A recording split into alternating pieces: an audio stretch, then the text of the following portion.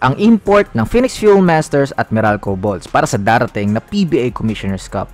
Let's go first sa Fuel Masters. They will go with Donovan Smith. Not much of a name para sa mga basketball fans, pero they feel na ito yung right import para sa kanila.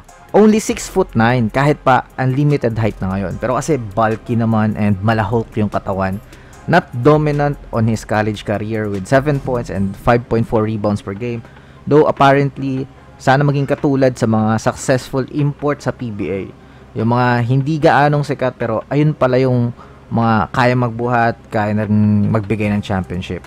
Here, you knew na he will be a post player, a much needed presence ng Phoenix, kaya ito yung kinuha nila.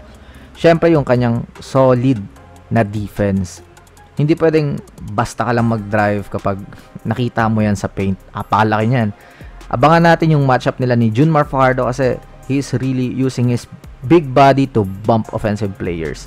Meron din naman siyang mid-range shooting, can also play well sa mga pick and roll situations.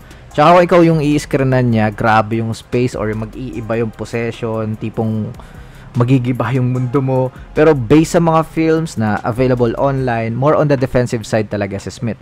Maybe wag tayong mag-expect ng 30 points sa kanya, pero mag-expect tayo ng mga 5 blocks and a lot of defensive stops. Para naman sa Meralco Bolts, Akil Mitchell never got to taste a real NBA game kasi nung kinuha siya sa Brooklyn Nets noong 2017, September 24, then pagka October 11, winave din ito bago magsimula ang season. Then made a life playing for different clubs all over the world.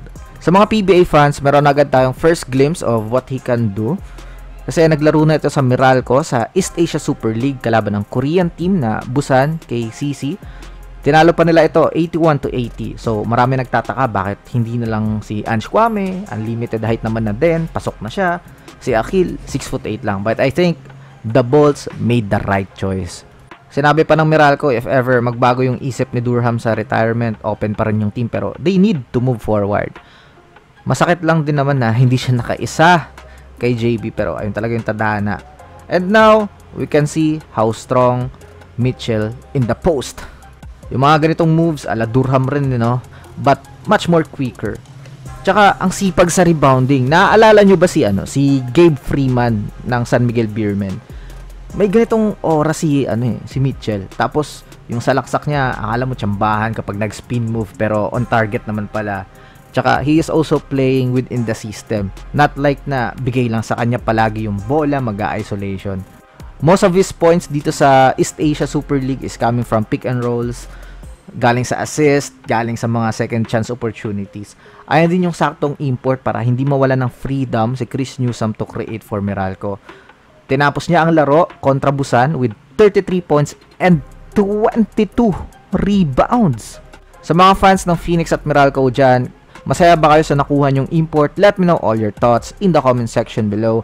This is Egon Hoops. See you in the next upload. Bye-bye.